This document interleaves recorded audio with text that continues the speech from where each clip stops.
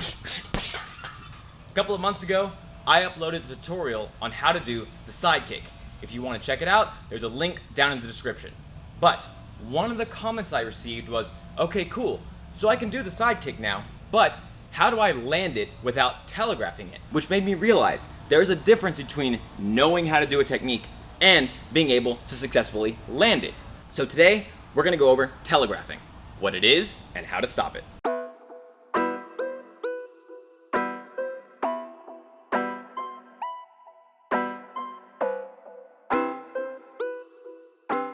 And as always, before we get started, make sure you're subscribed and you have notifications turned on. That way you never miss a new video. So, telegraphing. It's an outdated form of communication. But that's not what we're talking about today.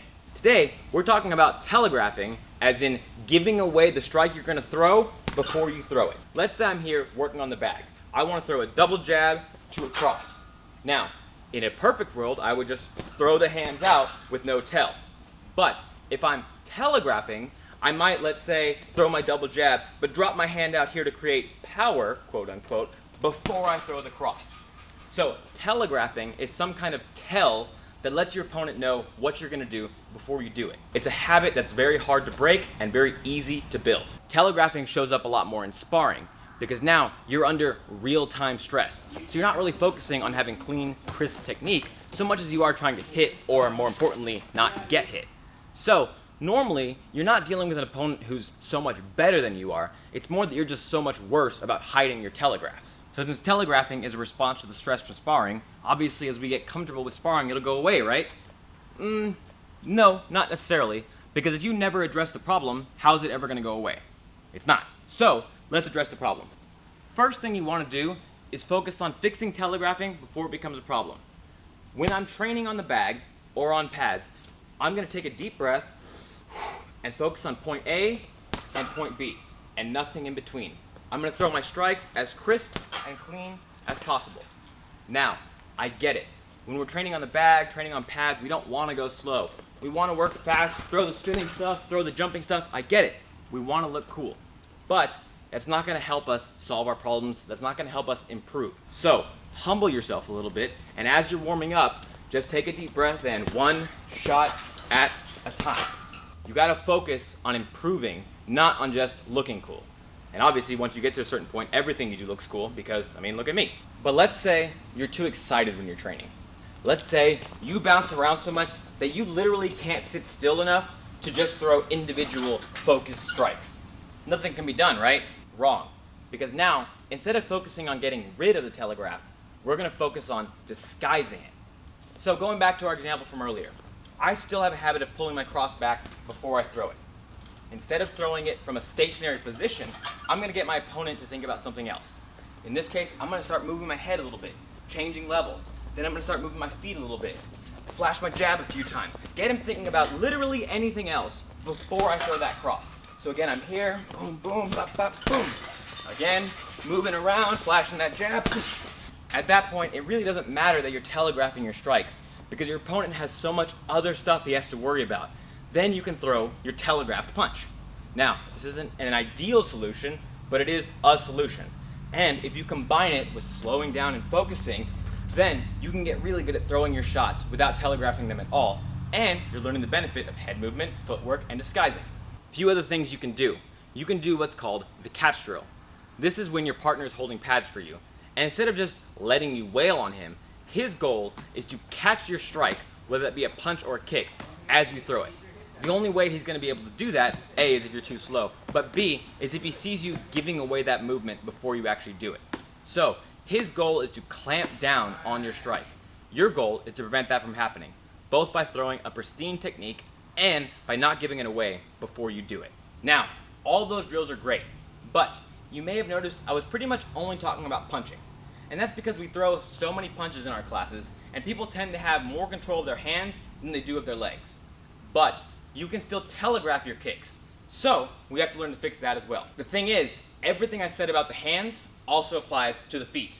Because if you're giving away your kicks before you do them, then you need to slow down and focus on throwing point A, point B strike without any kind of detour along the way. But if you can't do that, you can also focus on setting it up with some kind of disguise. That way you can have some kind of telegraph. So everything I said about punching also applies to the kicks. But this becomes a harder problem to solve as we talk about the less common kicks. Obviously, as we're talking about the roundhouse kick, the push kick, or the front kick, it's easy to solve the problem of telegraphing because we just do those kicks so often. But when we start talking about the side kick, the crescent kick, or the hook kick, it's harder to solve because we just don't do those kicks as often. But the same principles apply. You still want to make sure you're going from point A to point B without any kind of interruption in the middle.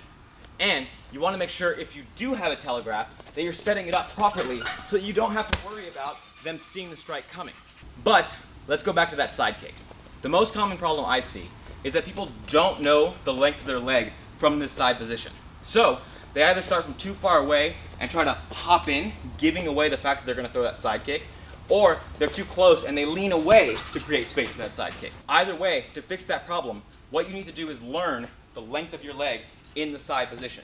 And that just comes from, again, slowing down and focusing. All that being said, there is one more tip you can do to stop telegraphing all your kicks. And that's to make all of your kicks look like one kick. Now, that's kind of an exaggeration, but I can think of at least 4 kicks that I can disguise as only one. And those are these: the front kick, the roundhouse kick, the hook kick, and the side kick. Now, did you notice what I just did there? All of those kicks came from a strict leg up chamber. That's one of my favorite ways to disguise my kicks. Instead of throwing a giant wild kick or bringing myself to a side stance to throw my kick, I bring them in to a chamber. From this position, it becomes a function of my hips and my feet turning or not turning so I can throw my kick. So if I want to throw the front kick, it's just from that position. But if I want to throw the side kick, I pivot as my leg comes up. If I want to throw the roundhouse kick, I pivot as I snap my leg across. If I want to throw the hook kick, I pivot the other way. They all come from this chamber. That's why in karate and taekwondo styles, they focus on that chamber so much. Not so much to create power or speed, but to hide the fact that you're going to throw those kicks. So if you're having trouble landing your kicks, then maybe try learning to hide them within this chamber position. Now, that's a big tax on the balance. So how do we practice it? Boom! Find yourself something to grab onto.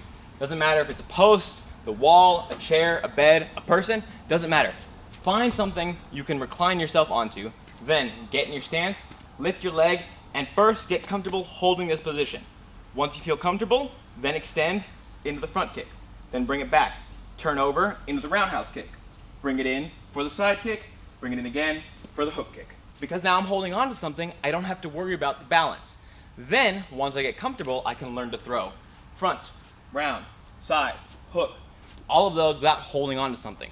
So, start small, don't be afraid to grab onto something, take your time, and then see yourself progress. Before you know it, you'll be throwing your kicks from that chamber like you're a karate black belt. And here we have an example of telegraphing in sparring. You can see I'm pumping my hand before I throw a punch and kind of tapping the ground before I kick. All of this is letting Tommy know what I'm going to do before I do it, which is allowing him to deflect and counter and making me pretty much useless. The thing is, I say I'm purposely telegraphing, but after like 20 seconds, I completely forgot that I was doing it on purpose and my body was doing it naturally. That's how easy it is to build this bad habit. Now, compare that to this round. As you can see right off the bat, I'm much more decisive with my strikes. And I'm also doing exactly what I talked about, throwing more kicks from the chamber. My front kick looks like my hook kick, looks like my side kick, and I'm finding much more success with those strikes. You can also tell with this round that I'm not super concerned about getting hit back. I'm letting Tommy land a few shots as long as I can get my big shots in afterwards.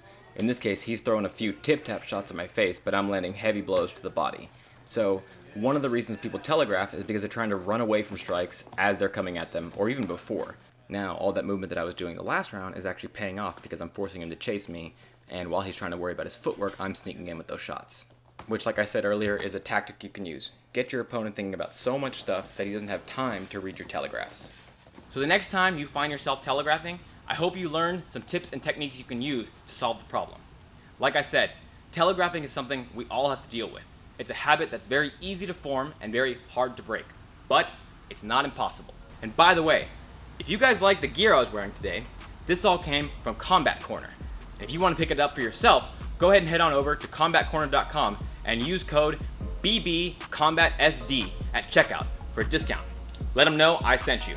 So, if you guys are looking for a channel that combines the practicalities of combat sports with the reality of self-defense and the fun of traditional martial arts, then please be sure to subscribe, turn on notifications, like, share, leave a comment. All of that support really helps me out. This has been Rob from Combat Self-Defense. I want to thank you for all the hard work. Thank you for the hard work yet to be done, and I'll see you next time.